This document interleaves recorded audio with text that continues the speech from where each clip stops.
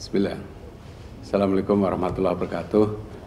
Salam sejahtera untuk kita semuanya. Om Swastiastu, Namo Buddhaya, salam kebajikan. Jadi baru saja Bapak Presiden memanggil Pak Menteri PUPR dan Pak Wamen ATR. Jadi ini terkait dengan kepemimpinan di otoritas IKN. Di beberapa waktu yang lalu, Bapak Presiden menerima surat pengunduran diri dari Pak Doni Rahayu selaku Wakil Kepala Otoritas IKN. Kemudian beberapa waktu berikutnya, Pak Presiden juga menerima surat permohonan pengunduran diri dari Bapak Bambang Susantono sebagai Kepala Otoritas IKN. Nah, pada hari ini telah terbit keputusan Presiden tentang pemberhentian dengan hormat Bapak Bambang Susantono sebagai Kepala Otoritas IKN dan juga Bapak Doni Rahayu sebagai Wakil Kepala Otoritas IKN, disertai ucapan terima kasih atas pengabdian beliau-beliau. Dan sekaligus Presiden mengangkat Menteri PUPR Pak Basuki sebagai PLT Kepala Otoritas IKN dan juga mengangkat Wakil Menteri ATR, Wakil Kepala BPN sebagai Wakil Otoritas IKN.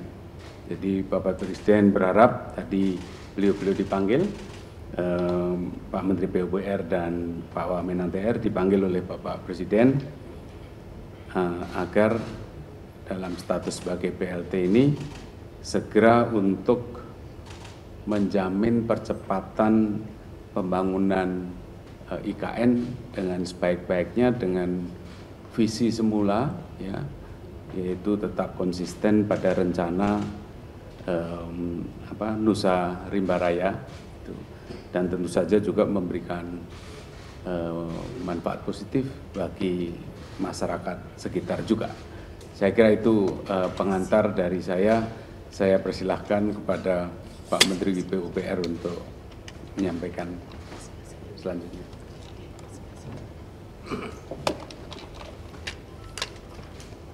Assalamualaikum warahmatullahi wabarakatuh.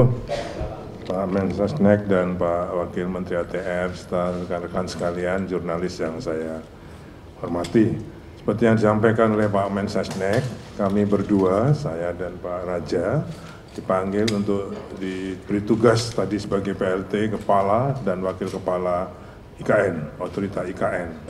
Tugasnya juga sedikit tadi sudah disampaikan oleh Bapak Mensesnek bahwa tugas PLT ini sama seperti dengan tugas Kepala dan Wakil Kepala definitif sampai terbentuknya, sampai ditunjuknya lagi Kepala dan Wakil Kepala definitif sesuai dengan perundang-undangan.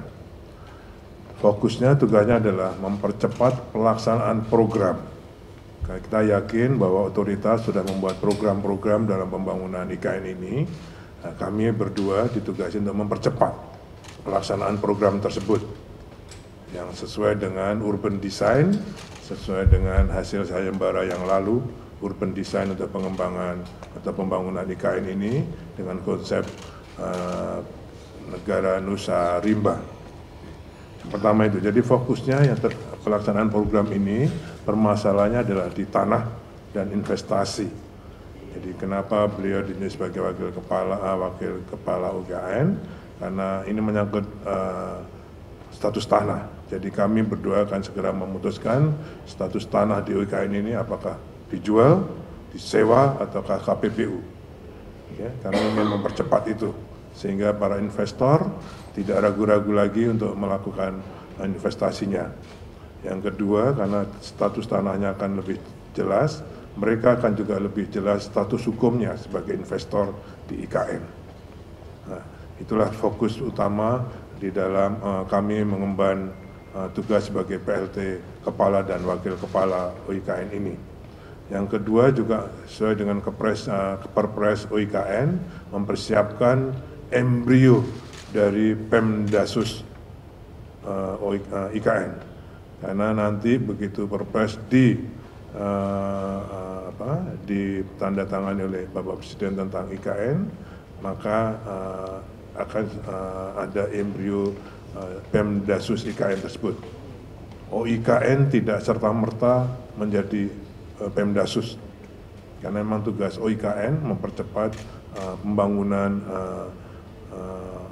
IKN itu sendiri. Pemdasus nanti akan disiapkan tersendiri oleh mungkin Satgas bersama dengan atau Task Force bersama dengan Kemendagri.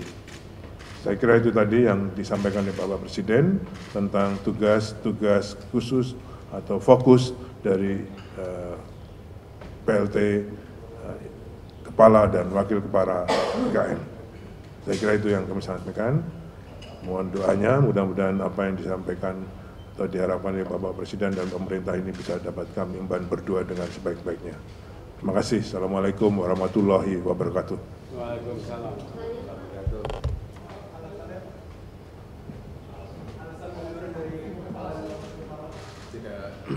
Tidak disampaikan.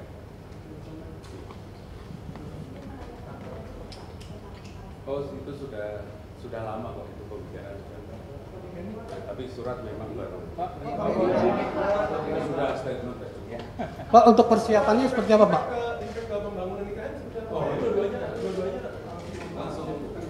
Justru kalau sekarang ini dari APBN sudah masuk sudah sampai 80% pembangunan batch 1 maupun batch 2. Oke.